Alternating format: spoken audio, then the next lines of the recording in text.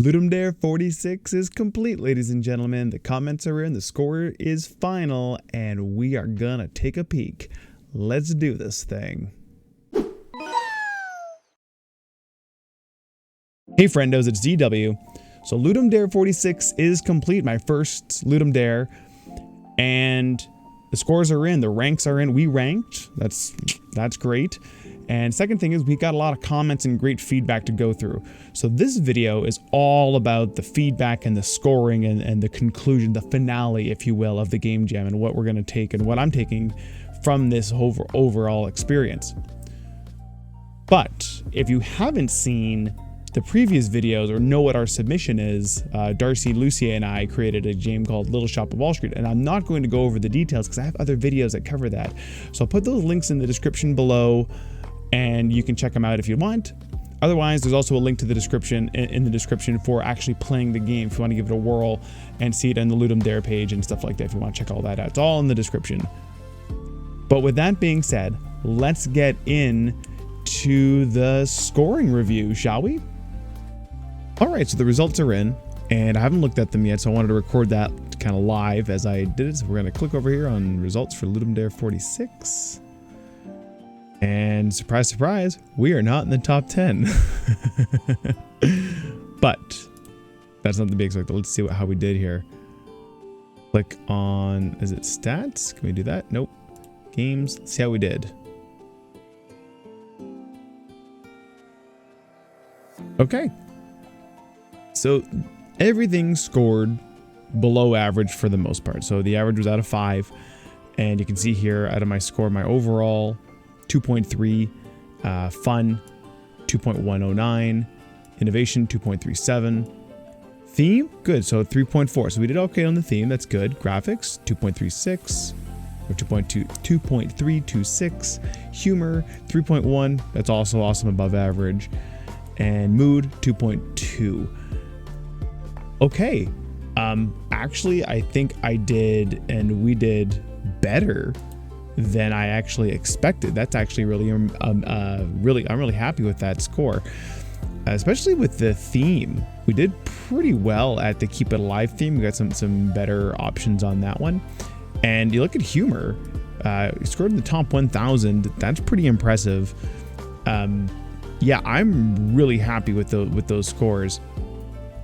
So this kind of reflects what I think we submitted.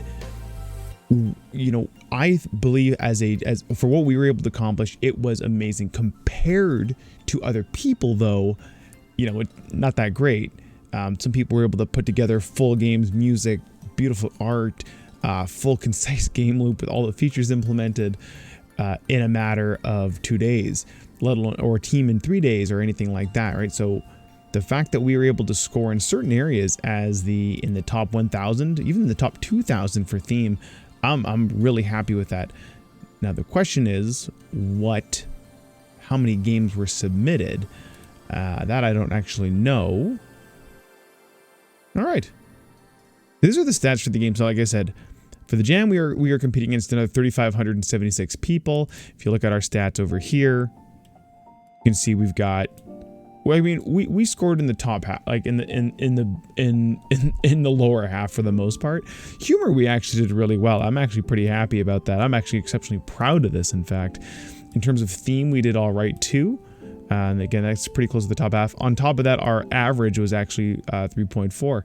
So you know, overall, I'm pretty good with this. This is a good score. Yeah, I have no complaints. So woo! Completed the game jam, did a great score, or scored at least, and we also completed the game. So that was really the achievement out of this whole thing. But we actually ranked, which is awesome. So yeah, good stuff. So rather than going through every single comment, what I'm going to do is kind of sum up all the comments. You can see all the comments over on the page in the description below. But yeah, I'm just going to kind of get through some of the comments and put them up on screen. But if you want to take a look at them, feel free to head over to the page in the link in the description.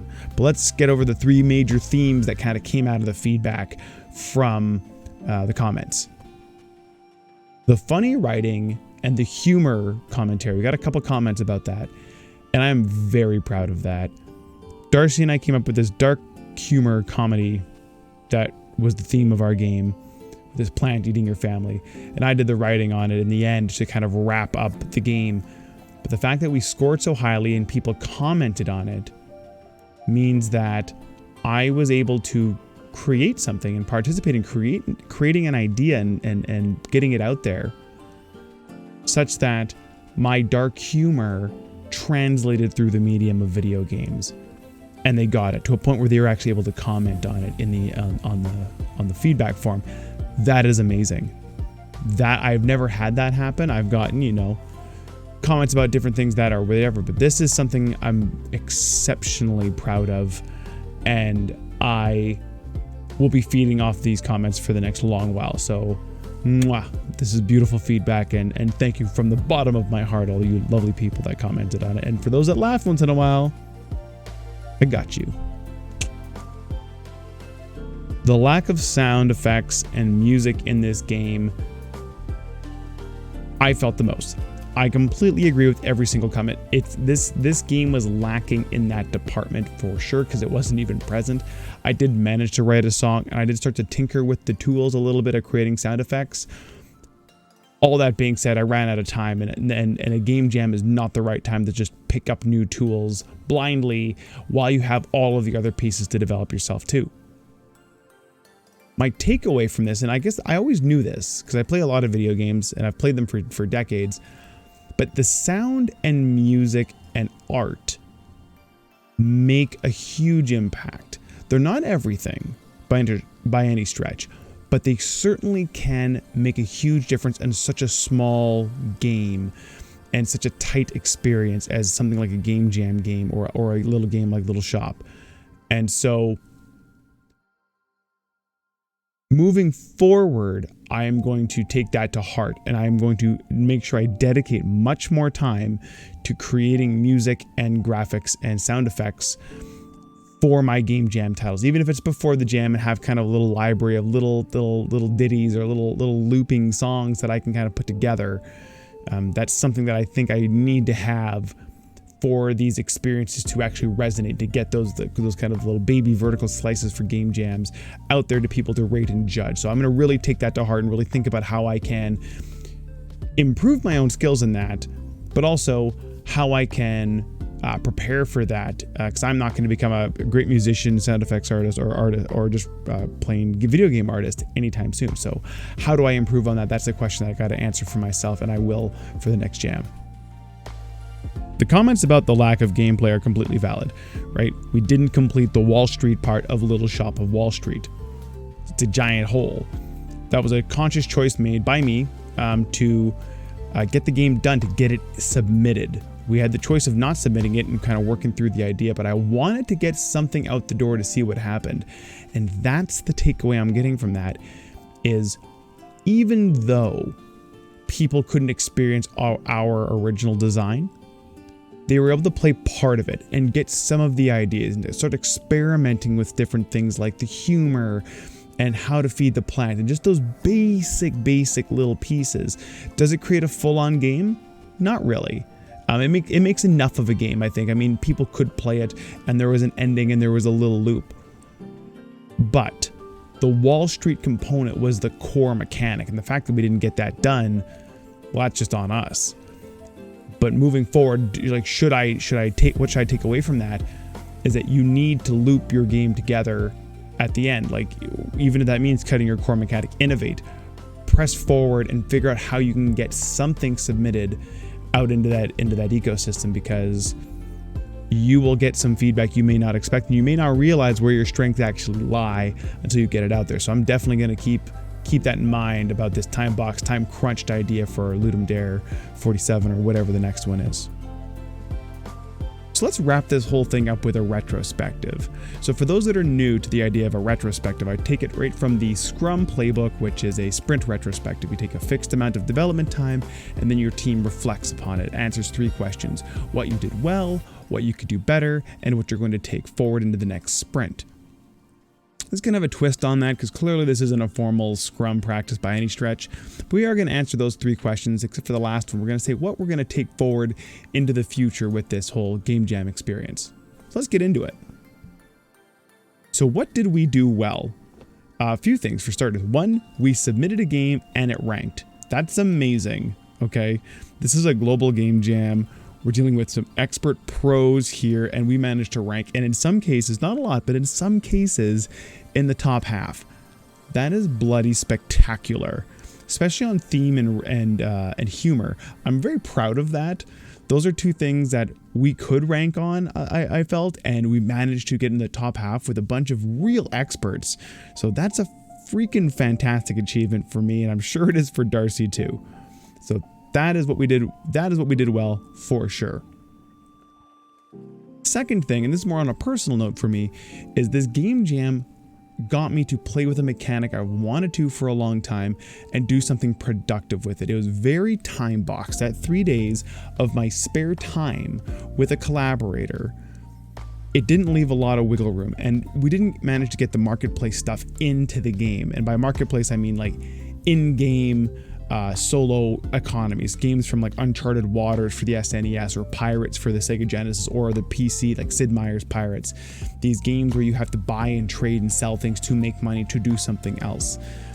I love those games, and the idea of being able to take those mechanics and actually play around with them is fantastic. Now the whole thing is the fact that that is a productive thing. Now, that being said, I managed to time box a thing and actually experiment with the design in a very short period of time. And although, like I said, it didn't make it into the game, and you could tell that that was the lacking piece of the game, that our game design wasn't complete. Had we added that, we could have seen a lot more gameplay, a lot more strategy, a lot more potential growth for the idea. And that's, we're going to talk a little bit more about that in a bit, but that is a huge accomplishment, a really good time box experiment with the beat time, right? Because that is something I can reproduce and do again and again and again with these game jams. So that's an amazing feat. All right, question number 2, what could we have improved? Obviously, we could have finished the game to our vision. But I'm not going to say that's the actual problem here. The problem was that we let scope get out of hand for the time we had to commit. Darcy's much newer than I am at this. I'm new to this whole experience as well, but at my workplace today, there is a term called a westimate, because I am horrible at scoping out how much time it's going to take to do something. I am the worst at estimation in software. And that's fine. There's a whole argument, politics, science around that, whatever you want to call it. All that being said, I suck at it, and this is no different. I really overestimated how much time, underestimated how much time it would take to get all the creative elements into the game, and that is something that I think our game showed its weakness. It didn't have sound, it didn't have music, it didn't have polished graphics. It had some graphics, so I'm pretty happy with those, because I'd never done graphics ever for a game at all. But the fact that we managed to get something in there that was original, I'm happy enough with. Actually, I should put that in there in the previous one, shouldn't I? Oh well. So continuing on that, I think on top of, understanding our scope a little bit, would have been nice to be a little bit more organized as a team. That one I think firmly falls on me. I didn't delegate and organize things as well as I had hoped. We kind of did this really casually, and that's exactly the kind of thing we wanted. The next game jam, I think I would take that and take it a bit differently and be a little bit more organized. These things are supposed to be a fun science experiment, have fun with your buddies, whatever you want to do. Just a kind of a social experiment where you play around with some game dev and see what you come up with. That being said, some organization doesn't hurt. The thing that I assumed was that Darcy was going to focus in on other non-coding aspects of the game, things like layouts and getting screens fixed up, because he was inexperienced with GDScript, which is what we decided to use. That was a false assumption. Darcy has a coding background. Code is where he's comfortable. He's just like me, and he picked up GDScript with no issue. He was able to code up some really good stuff. It didn't get into the final game in the end, but he was able to grasp the whole thing, put something out there, and get it done. And it was something that we just ran out of time, and so we managed to kind of put something together that worked but I think it would have been smarter had I kind of focused in a little bit more on here's the layers and milestones, and kind of applied sort of a, let's call it a development milestone setup for our sprint, saying, or for our competition, saying these are the things we should try to accomplish in this order. How do we want to divvy up the tasks? And nothing, like I say, nothing crazy formal, but just know who's doing what and when, so we can kind of do that. So the third thing we could do better is collaboration. Now, that being said, we couldn't have done any better on collaboration because neither of us had collaborated on a game project ever. So now that we have, we will definitely do that better moving forward. I certainly will, because I've learned that although we have our business software applications tool set that we're familiar with, you know, source control and different things like that, and they work in the game development space because it is code and it is software, they don't quite line up in the same way because the business cases or the actual use cases for the tool are different on the game dev side. And things like asset pipelines and the way that tooling actually works is important for you to know, and how to work these tools into that ecosystem. So in our case with Godot, it is actually designed for dividing and conquering with instancing and scenes and the whole thing and how it all works. We just chose to work on the exact same scene at the exact same time, so we ended up stepping on each other's toes. I've done a live stream on this since then, but what I found was that the tools are built for that, but you got to know the tooling and you got to understand how to put all this stuff together, and understanding how to flow content and collaborate with your whole team, whether it's artists, musicians, other developers, and so on.